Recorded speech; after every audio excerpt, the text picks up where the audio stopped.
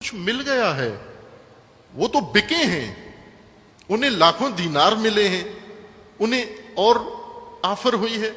ہم جو امام حسن کے ساتھ ہیں، ہمیں تو شام نے معاویہ نے کوئی آفر بھی نہیں کی، ہم ایسے خالی ہاتھ کیسے جائیں؟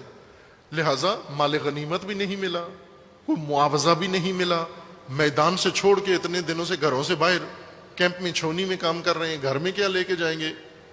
بیوی بچوں کے لیے کیا لے کر جائیں گے؟ لہٰذا انہوں نے کہا کہ تم اپنا ہی لشکر لوٹو، اسی کا مال غنیمت لوٹو، اور امام حسن کا لشکر لوٹ لیا انہوں نے۔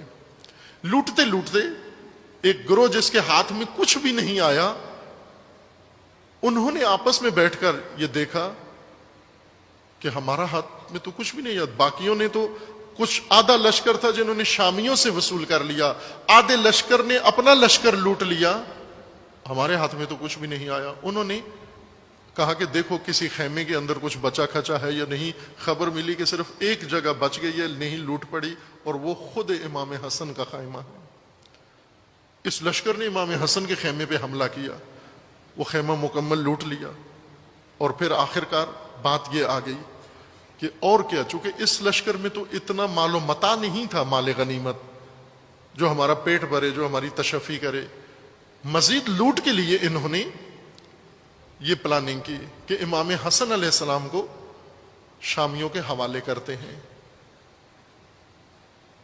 امام حسن کو شامیوں کے حوالے کرتے ہیں۔ توجہ فرمائیں، احتجاج، کتاب الاحتجاج، مرحوم طبرسی کی کتاب الاحتجاج، اس کے اندر جلد دوم میں احتجاجات امام حسن میں یہ روایت جو بارہا اس کا متن تفصیل کے ساتھ آپ مومنین کی خدمت میں پڑھا ہے، موجود ہے، آپ رجوع کر سکتے ہیں کتاب کی طرف بھی اور اس گفتگو کی طرف بھی۔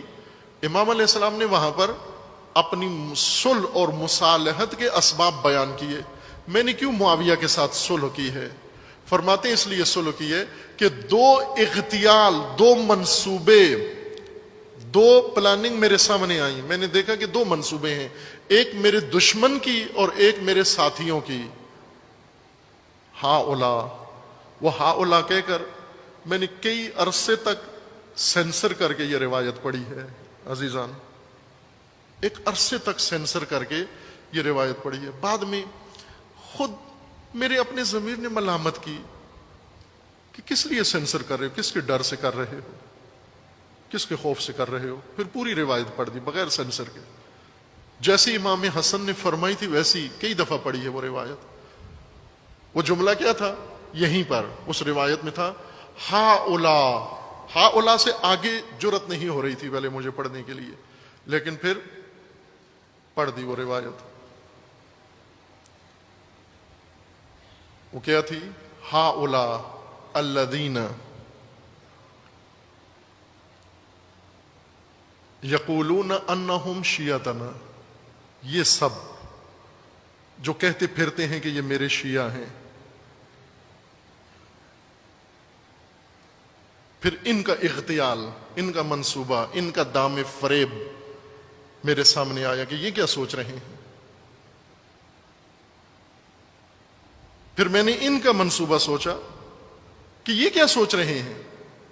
دونوں کا جب میں نے رکھ کے پرکھا، موازنہ کیا، اپنے دشمنوں کا اور اپنے شیعوں کے دونوں کے منصوبے دیکھے، تو مجھے دشمن کا منصوبہ بہتر نظر آیا۔ کیوں؟ کہ میرے اپنے شیعوں نے میرے لیے جو منصوبہ بنایا تھا اس کے اندر بہت ذلت تھی، اس لیے میں نے یہ کتاب الاحتجاج میں ہے، کئی دفعہ روایت پڑھی ہے عزیزان من۔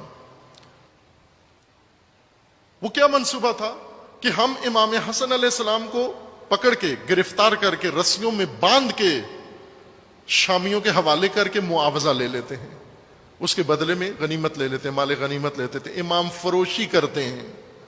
اس سے آگے تو ہمارے پاس اور کوئی راستہ، ہمیں کوئی چیز متاع نہیں ہے بیچنے کے لیے، ہمارے پاس جنگ تو ہونی نہیں ہے، مال غنیمت ملنا نہیں ہے، شام کی طرف سے بھی کوئی ہمیں آفر نہیں ہوئی، آخری اب یہ اپنا لشکر بھی لوگوں نے لوٹ لیا، اس میں بھی کچھ نہیں بچا، آخری متاع ہمارے پاس یہی بچا ہے کہ امام کو دشمن کے حوالے کر کے اس کا معاوضہ لے لیں۔ یہ کن لوگوں نے کیا؟ یہ تاریخ میں وضاحت کے ساتھ لکھا ہوا ہے، بہت دو ٹوک میں، تاریخ نے سینسر نہیں کیا، وضاحت کے ساتھ لکھا ہوا ہے۔ آسان ترین کتاب میں آپ کی خدمت میں عرض کرتا ہوں، بہت ساری تاریخ کی ساری کتابوں میں لکھا ہوا ہے، منتہی الاعمال مرحوم محدث قمی کی کتاب ہے، اس کے اندر انہوں نے کھول کے لکھا ہے۔ البتہ جنہوں نے لکھا ہے ساتھ پھر توجیہ بھی کی ہے، اس کی تعویل بھی کی ہے، اس کو اوپر پردہ ڈالنے کی بھی کوشش کی ہے، لیکن اصل مطلب بھی لکھ دیا، نام بھی لکھ دیا، طبقہ بھی لکھ دیا، گروہ بھی لکھ دیا۔ وہ کون سے کوفی شیعہ تھے جنہوں نے امام حسین کو فروخت کرنے کا نعوذ باللہ منصوبہ بنایا تھا؟ امام نے فرمایا جب میں نے یہ دونوں دیکھے تو دشمن کا منصوبہ یہ تھا کہ مجھ سے اقتدار چھین لے، ان کا یہ منصوبہ تھا کہ یہ مجھے اسیر کر کے ان کے سپرد کر دیں، تو مجھے اس کے منصوبے کو بہتر لگا، اس میں کم نقصان تھا، لہذا اس صورتحال میں زخمی بدن کے ساتھ امام کی ران پر نیزہ مارا، اپنے ہی لشکر نے نیزہ مارا، لوٹ کے دوران پٹی باندھ کر زخمی جسم کے ساتھ جا کر ان سے پوچھا بھائی کیا چاہتے ہو؟